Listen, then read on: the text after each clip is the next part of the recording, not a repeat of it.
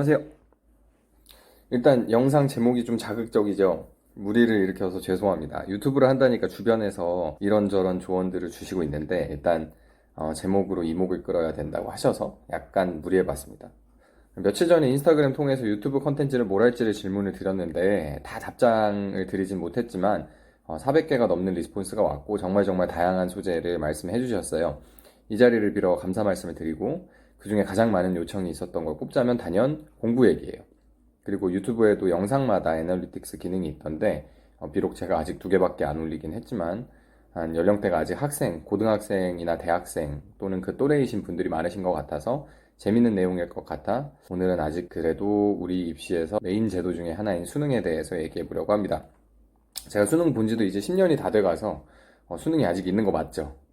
아무튼 그래서 먼저 이렇게 옛날 성적표 가지고 인증을 하는 것도 제가 킹적표 가증이라고 장난스럽게 그렇게 해봤는데 좀 치사하지만 일단은 영상 서두에 제 수능 성적표를 공개합니다. 짜잔.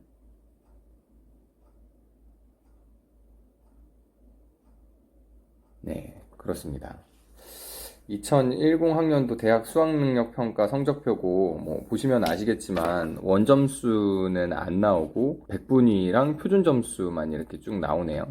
당시 수능 난이도는 그렇게까지는 어렵지는 않았다고 했던 것 같고 제가 봤을 때는 언어, 수리, 외국어 그리고 탐구 영역 4과목 그리고 뭐 선택하는 사람에 한해서 제2외국어를 봤는데요. 순수외탐 합 500점 만점이라고 했었고 저는 이때 세 문제를 틀려서 491점을 맞았습니다. 그래서 보면 외국어 영역에서 하나 틀렸고 사탐 중에서 아마 뭐 윤리랑 국사를 틀렸던 것 같아요. 하나씩. 한국지리 경제가 굉장히 어려웠던 시기였는데 예, 외국어 영역에 대해서 저는 그러니까 제가 영어를 잘하지는 못하고 한데 표준화된 시험에서는 강한 편인데 이 외국어 시험, 영어 시험에 대해서는 나중에 기회가 있으면 한 번 더 이야기를 해보겠습니다. 아무튼 수능은 각자 선택 과목에 따라서 난이도가 다르기 때문에 원점수는 비교가 무의미하고 뭐 난이도에 따라서 표준화된 표준 점수가 중요한데요. 일단 저해 원점수 기준으로 만점자는 없었습니다. 제가 보시면 아시겠지만 여기 표준 점수를 다 더해보면 언수회탐 합이 707점이 나와요. 제가 사실 이 성적표에 대해서 기억하고 있는 거는 원점수가 491점이고 표준점수 합이 언수회탐 707점이다. 이것만 기억을 하고 있는데 왜 그러냐면은 제가 들었던 대성마이맥이라는 그 인터넷 강의 사이트가 있었어요. 아직도 기억나는 일화인데 수능 직후에 공지사항 팝업이 이렇게 하나 뜬 거예요. 그래서 강남대성에서 공부를 하고 있는 누구누구가 인문계열 수석을 했다. 그래서 이 학원에서 인문계열 수석을 배출했다는 화면을 인강 사이트 앞에다가 띄워 놨는데 그때 이제 기준으로 잡았던 게 그분이 아마 원점수 494점에 표준점수 총합이 706점이었었던 것 같아요. 그래서 제가 그걸 보고 오지랖 넓게 그 대성학원에 전화해서 실례지만 그분이 수석이 아니신 것 같다. 일단 제가 707점으로 더 높기도 하고 잘은 몰라도 저보다 더 잘 보신 분들도 분명 있을 것 같다고 하니까 담당자분이 성적표를 사진 찍어 보내달라고 하더라고요. 그래서 이 성적표를 진짜 사진을 이렇게 접어가지고 찍어가지고 보내드렸더니 바로 공지를 내리셨어요. 그때는 뭐 괜히 나도 시험 좀 잘 봤는데 누가 알아줬으면 하는 마음에 그랬던 것 같아요. 뭐 지금 굳이 이런 유튜브를 찍는 것도 비슷한 마음이죠. 아무튼 저 때 시험을 어느 정도로 본 건지가 기억도 잘 안 나고 그리고 또 궁금하기도 해서 10년 전에 배치표를 찾아봤습니다. 참고로 저는 서울대학교 경영학과 특기자 전형을 통해 입학했고 당시에는 주식 투자랑 관련된 투자일지 그리고 여러 가지 입상 경력이나 교회 활동 경력, 자격증, 뭐 인증 내역 등을 입시를 위해서 이렇게 차곡차곡 준비를 했었고 그게 입시에 뭐 꽤 효과적이었던 것 같아요. 그래서 실질적으로 저는 수능 성적표를 제대로 써먹어 본 적이 한 번도 없어요. 근데 이렇게 유튜브 할 때 써먹게 되다니 오래 살고 볼 일이에요. 자, 아무튼 여기 보시면은 이제 하나씩 볼까요? 뭐 배치표를 보면 이게 군별로 이렇게 나와 있는데 언수외탐 하면은 요건 가군이고 나군에 보면 요거 아닌가 보다. 여기 보면은 나군 여기 있다. 나군에 이렇게 대학별로 쭉 나와 있고 저도 이거 10년 만에 보는데 서울대 이렇게 나와 있어서 학교별로 쭉 나와 있고 그리고 이때 제가 기억하는 거는 이상하게 그 09년도 10년도에는 경영대 열풍이 불어서 경영대학이 항상 가장 배치표 윗선에 위치를 하고 있었어요. 그래서 저도 뭐 같은 학교에서 공부를 잘한다는 친구들을 따라서 경영대에 지원을 하게 됐는데 아직까지 이런 것 같지는 않더라고요. 경영대는 뭐 그 학과 나름의 분명한 장단점이 있는 학과인 것 같아요. 그래서 여기 보면은 46명을 뽑는데 이게 100분이 이 점수론 396이랑 5 사이, 그리고 표준 점수는 549점이니까 제가 표준 점수 합이 언수에 합치면은 표준 점수 합이 제가 언수에 합치면은 몇 점이죠? 계산을 해봐야겠는데 산수를 또 잘 못해가지고 계산을 좀 해봅시다. 언어가 134, 수리가 142, 외국어가 137. 그래서 언수 제가 계산을 해보면은 언수의 합이 413점이고요. 그리고 뭐 사탐은 나누기 2를 해야겠죠. 나누기 2를 해서 하면은 윤리경제 합치면은 150점, 144점 곱하기 144, 150, 294 나누기 2, 1, 4, 7, 147점. 그래서 560점이네요.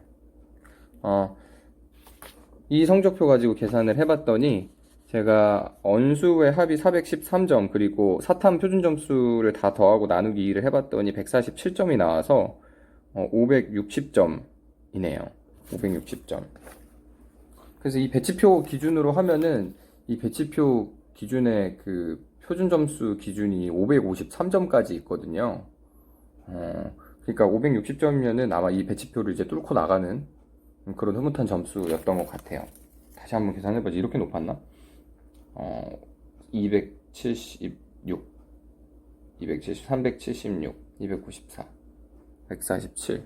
맞네요. 560점. 그래서 배치표에 없는 점수였습니다. 그래서 이게 그랬고, 이건 또 어디서 비상해주에서. 학원도 여러 개가 있어요. 뭐가 있었는지 기억도 지금 잘 안 나는데, 다시 보니까 되게 감회가 새롭네요. 여기도 한번 서울대를 찾아봐야지.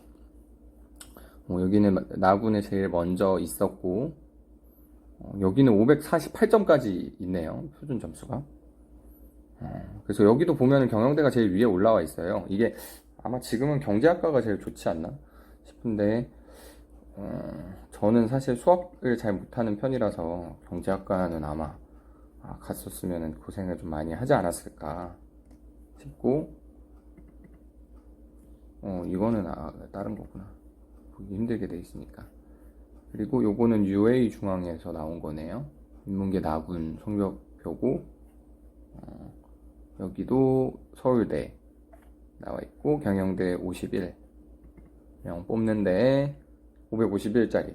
그러니까 이게 표준 점수 기준으로 했을 때 상당히 우수한 점수였던 것 같아요. 저 100분위로 봤을 때도 100분위 점수가 합치면은 397점 몇? 뭐 이렇게 돼 있으니까 사실 수능으로 대학을 갔어도 수월하게 갔었겠네요.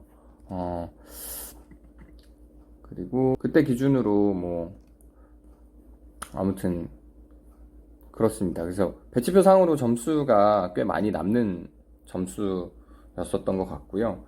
그리고 뭐 배치표들을 보면 다 비슷비슷한 것 같아요. 그리고 이게 당시 이제 유명했던 모 커뮤니티에서 발표한 0.5점 단위 최상위권 배치표를 제가 또 구차하게 인터넷에서 검색을 해서 가져왔는데, 여기 보면은 숫자가 조금 글쎄요, 식별이 어렵게 되어 있습니다. 여기도 559까지만 나와 있는 것 같고, 원수회탐 점수로 706점. 이고 이게 100분위가 0.00 급간으로 있는데, 거기에도 0.00%도 5개 급간이 있는데, 배치표를 다 이제 뚫고 나가는 그런 괜찮은 점수였던 것 같습니다. 아무튼 그러니까 이 급간에서 가장 위에 있었으니까 아마 성적이 상위 0.00 몇 퍼센트, 정확히 등수를 알 수는 없지만 그래도 손에 꼽히는 꽤 높은 등수를 했던 성적이었던 거 맞는 것 같고요. 제가 이렇게 좋은 성적을 항상 모든 시험에서 받았던 건 아니고 당연히 약간의 기복이 있었기는 했는데 대체로 모의고사나 비슷한 평가에서는 그냥 괜찮은 평가를 받았던 것 같아요.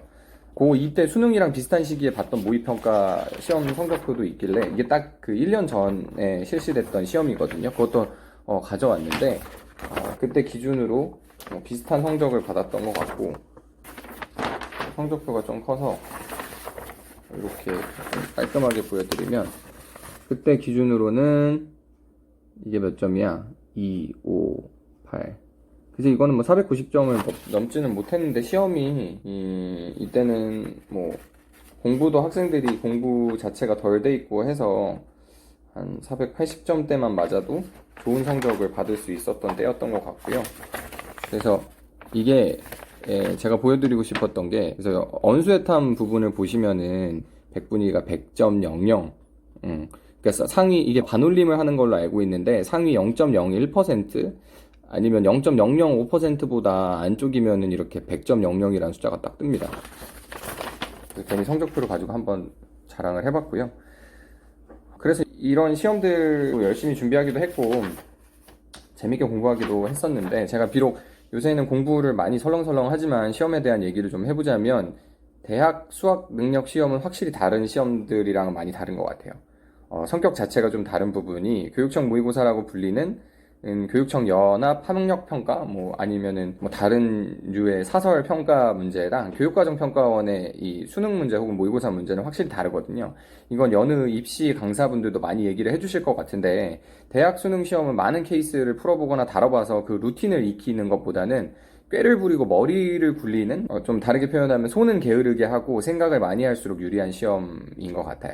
그러니까 예컨대 수리 영역에서 답을 산출할 때 뭐 a 플러스 b의 값을 구하라 라고 되어 있으면 이 값을 a 플러스 b라고 제시하는데 또 반드시 이유가 있을 거라고 생각하고 지름길을 찾아야겠다는 발상을 하는 사람이 유리한 시험인 것 같거든요.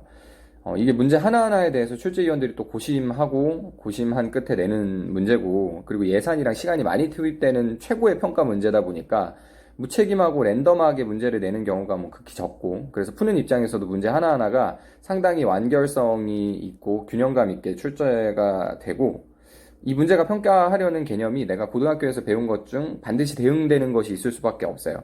아직까지도 분명히 수능이 국가 차원의 평가라는 점을 고려를 하면 문제 하나하나가 그렇게 정확하게 대응이 되고 연관관계가 뚜렷한 경향성은 계속 유지가 되고 있을 거라는 생각을 해요. 그래서 뭐 손이 게으르고 머리를 바쁘게 굴릴수록 유리하다는 게 그런 측면 때문이고요. 교육청 평가는 뭐 요런 아까 보여준 큰 성적표의 그 시험은 그렇지는 않아요.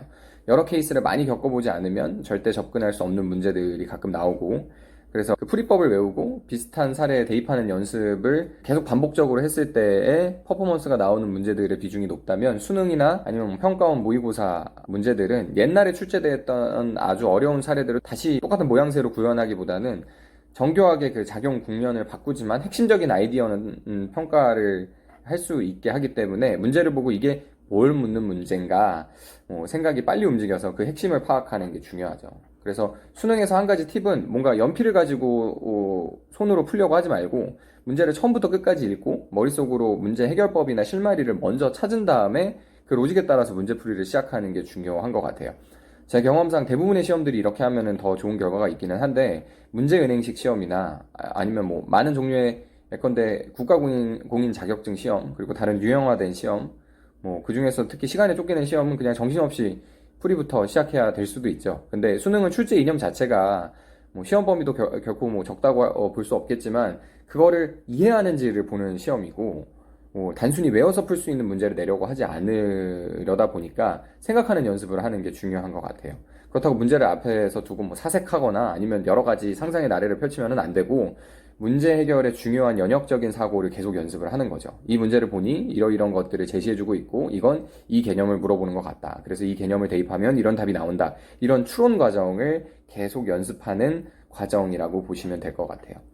학창시절에 저도 수시 입시를 준비하면서 동시에 수능을 준비하기는 했지만 그래도 나름 수능에 대해서 많은 고민도 했고 연구를 해가면서 공부를 했거든요.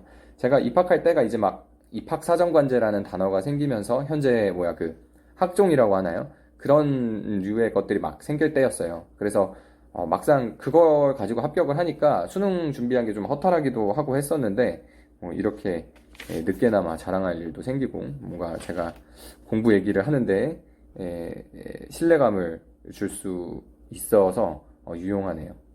근데 정말 당시에는 이것만 잘 보면 내 인생이 끝인 것 같고 이걸 망치면 인생이 끝장날 것 같았는데 뭐 세상에는 진짜로 그런 게 없더라고요. 세상에 공부 말고 할 것도 많고 공부를 하든 안 하든 그것도 하나의 선택이고 라이프 스타일일 뿐이라고 생각을 해요. 물론 고등학생, 대학생, 대학원생 때까지 공부하는 게 대체로 나쁘지 않은 선택인 거는 맞는데 그건 남들 공부 안 할 때 나는 앉아서 참고 공부했다라는 걸 보여주는 의미가 굉장히 큰 것 같아요. 물론 뭐 그 외에도 다른 여러 의미가 있을 것이고 그 자체로도 굉장한 일이긴 하지만 공부 안 했어도 다른 거를 보여주는 뛰어난 분들을 한 분 두 분 만나 뵙게 될 때마다 여러 가지 다른 능력, 뭐 예를 들어 신체적 강인함부터 언변, 큰 포부, 도전 정신, 집념, 아니면 재력 이런 것들이 참 중요하구나 생각을 하게 돼요. 물론 그것 때문에 제가 공부를 열심히 안 하는 건 아니고요. 저도 점점 게을러지는 것 같습니다. 오늘은 공부 얘기를 해달라는 요청 때문에 공부 얘기 중에서도 제일 전형적인 수능 얘기를 좀 해봤고요. 이런 얘기가 재밌거나 듣기에 유용하시다면 비슷한 얘기는 제가 정말 얕은 수준이지만 얼마든지 해드릴 수 있을 것 같습니다. 무슨 얘기를 듣고 싶으신가요?